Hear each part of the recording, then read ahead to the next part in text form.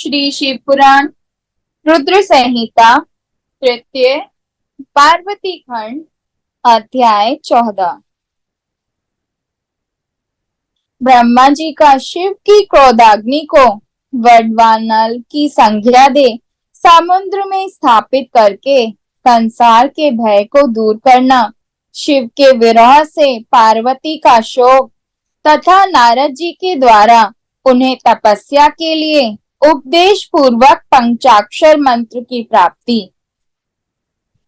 ब्रह्मा जी कहते हैं, नारद, जब भगवान रुद्र के तीसरे नेत्र से प्रकट हुई अग्नि ने कामदेव को शीघ्र जलाकर भस्म कर दिया, तब वह बिना किसी प्रयोजन के ही प्रज्वलित हो सब ओर फैलने लगी।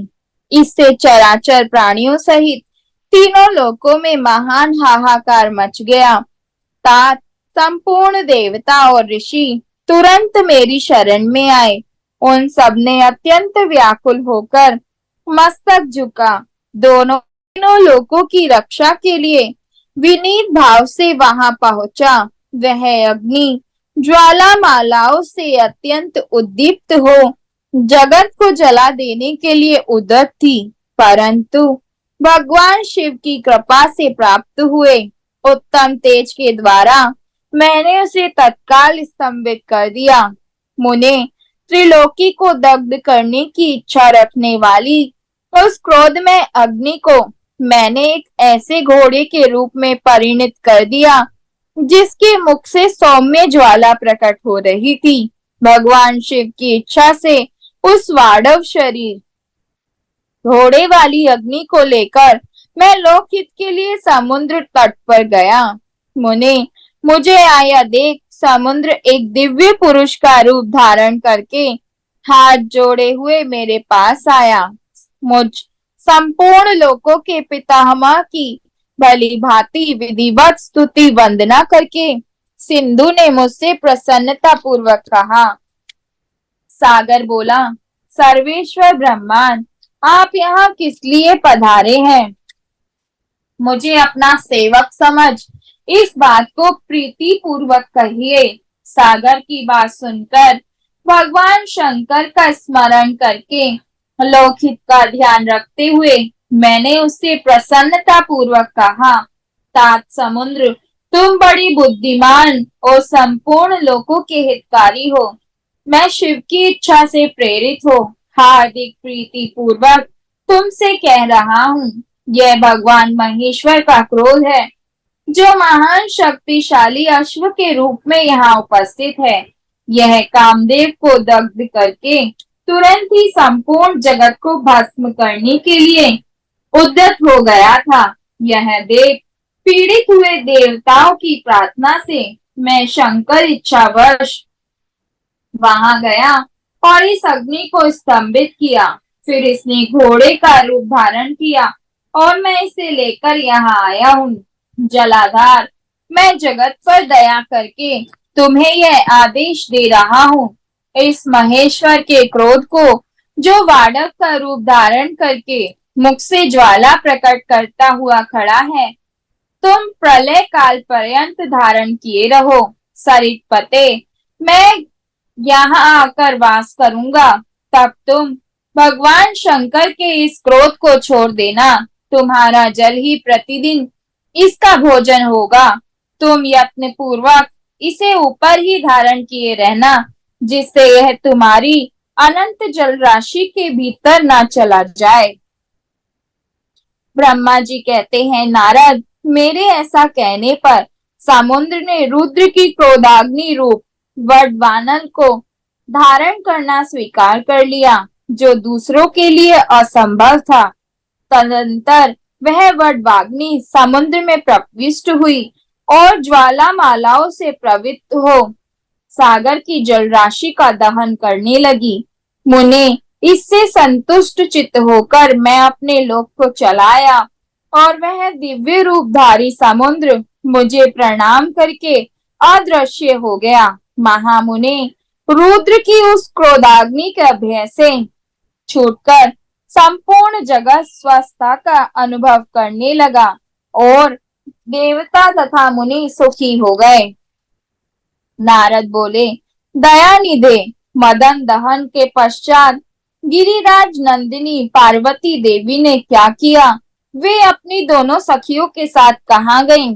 यह सब मुझे बताइए। ब्रह्मा जी ने कहा, भगवान शंकर के नेत्र से उत्पन्न हुई आग ने जब कामदेव को दग्ध किया, तब वहां महान अद्भुत शब्द प्रकट हुआ, जिससे सारा आकाश गूंज उठा।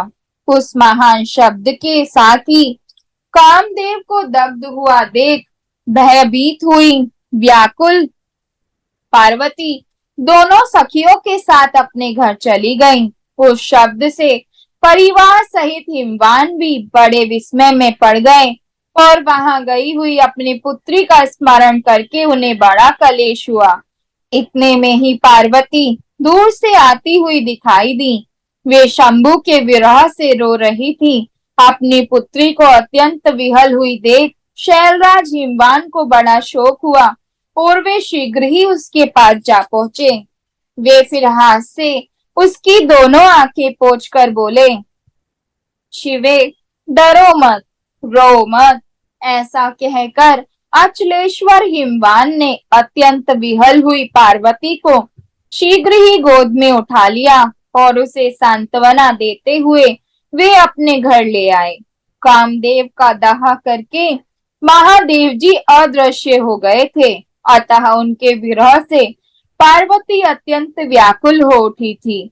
उन्हें कहीं भी सुख या शांति नहीं मिलती थी। पिता के घर जाकर जब वे अपनी माता से मिली, उस समय पार्वती शिवा ने अपना नया जन्म हुआ माना। वे अपने रूप की निंदा करने लगी और बोली, हाय, मैं मारी गई। सखियों के समझाने पर भी वे गिरिराज कुमारी को समझ नहीं पाती थी। वे सोते जागते, खाते पीते, नहाते धोते, चलते फिरते और सखियों के बीच में खड़े होते हुए भी कभी किंचित मात्र भी सुख का अनुभव नहीं करती थी। मेरे स्वरूप को तथा जन्म कर्म को भी धिक्कार है। ऐसा कहती हुई वे सदा महादेव जी की प्रत्येक चेष्टा का चिंतन करती थी। इस प्रकार पार्वती भगवान शिव के विरह से मन ही मन अत्यंत कलेश का अनुभव करती और किंचित मात्र भी सुख नहीं पाती थी। वे सदा शिव शिव का जाप किया करती थी। शरीर से पिता के घर में रहकर भी वे चित्त से पिनाक पानी भगवान शंकर के पास पहुंची रहती थी। तात शिवा शोक मग्न हो बारंबार मूर्छित हो जाती थी। शैलराज हिमवान, उनकी पत्नी मेनका तथा उनके मेनाक आदि सभी पुत्र जो बड़े उदार चेता थे, उन्हें सदा सांत्वना देते रहते थे। तथापि वे भगवान शंकर को भूल ना सकी। बुद्धिमान देवर्षि तदंतर एक दिन इंद्र की प्रेरणा से इच्छानुसार घूमते हुए तुम हिमालय पर्वत पर आए। उस समय महात्मा हिमवान ने तुम्हारा स्वागत सत्कार किया और कुशल मंगल पूछा। फिर तुम उनके दिए हुए उत्तम आसन पर बैठे। तदंतर शैलराज ने अपनी कन्या के चरित्र का आरंभ से ही वर्णन किया। किस तरह उसने महादेव जी की सेवा आरंभ की और किस तरह उनके द्वारा कामदेव का दहन हुआ, यह सब कुछ बताया। मुने यह सब सुनकर तुमने गिरिराज से कहा, शैलेश्वर, भगवान शिव का भजन करो। फिर उनसे विदा लेकर तुम उठे और मन ही मन शिव का स्मरण करके शैलराज को छोड़ शीघ्र ही एकांत में काली के पास आ गए। मुने, तुम लोक उपकारी, ज्ञानी तथा शिव के प्रिय भक्त हो, समस्त ज्ञानवानों के शिरोमणि हो, अतः काली के पास आ उसे संबोधित करके उसी के हित में स्थित हो। उससे सादर यह सत्य वचन बोले। नारद जी ने कहा, कालिके, तुम मेरी बात सुनो। मैं दयावश सच्ची बात कह रहा हूँ। मेरा वचन तुम्हारे लिए सर्वथा हितकर, निर्दोष तथा उत्तम काम्य वस्तु को देने वाला होगा। तुमने यहाँ महादेव जी की सेवा अवश्य की थी, परंतु वह बिना तपस्या के गर्व युक्त होकर की थी। दीनों पर अनुग्रह करने वाले शिव ने तुम्हारे उसी गर्व को नष्ट किया है। शिवे, तुम्हारे स्वामी महेश्वर विरक्त और महायोगी हैं। उन्होंने केवल कामदेव को जलाकर जो तुम्हें सकुशल छोड़ दिया है, उसमें यही कारण है कि वे भगवान भक्त वत्सल हैं। अतः तुम उत्तम तपस्या में संलग्न हो, चिरकाल तक महेश्वर की आराधना करो। तपस्या से तुम्हारा संस्कार हो जाने पर रुद्रदेव तुम्हें अपनी सहधर्मणी बनाएंगे और तुम भी कभी उन कल्याणकारी शंभु का परित्याग नहीं करोगी। देवी, तुम हठ पूर्वक शिव को अपनाने का यत्न करो। शिव के सिवा दूसरे किसी को अपना पति स्वीकार न करना। ब्रह्मा जी कहते हैं, मुने, तुम्हारी यह बात सुनकर गिरिराज कुमारी काली कुछ उल्लासित हो तुमसे हाथ जोड़ प्रसन्नता पूर्वक बोली। शिवा ने कहा, प्रभु, आप सर्वज्ञ तथा जगत का उपकार करने वाले हैं। मुने, मुझे रुद्रदेव की आराधना के लिए कोई मंत्र दीजिए। ब्रह्मा जी कहते हैं, नारद, पार्वती का यह वचन सुनकर तुमने पंचाक्षर शिव मंत्र नमः शिवाय का उन्हें विधि पूर्वक उपदेश दिया। साथ ही उस मंत्र राज में श्रद्धा उत्पन्न करके साथ ही उस मंत्र राज में श्रद्धा उत्पन्न करने के लिए तुमने उसका सबसे अधिक प्रभाव बताया।